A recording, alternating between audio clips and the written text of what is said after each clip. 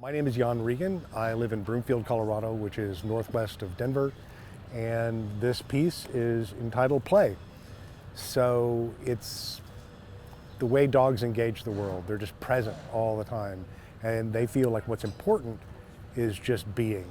And so my hope and my desire in this piece is that we engage with it in such a way that it just brings out that joy that we can feel whenever we're engaging with a dog. I know that when I first got it done at the foundry, I brought it home, and the neighborhood dogs were quite puzzled because they couldn't understand why he would not play with them, why he would not engage with them. But I thought that I'd kind of hit it when the neighborhood dogs were really curious about what was going on. Well, the difference between sculpting people and sculpting animals is that anatomically we have some basics that are the same, but it's very, very different. I'm very used to sculpting people. I'm not really used to sculpting animals. So I had to do an awful lot of studying in order to get the anatomy where it made sense, to make sure that the expression was correct and capture that playful attitude that you see in animals that we don't read the same way that we do in people. So it took a bit extra work to find something that would really connect with you. Whereas with people, it's a lot more straightforward. We're a lot more used to dealing with the expressions that people have.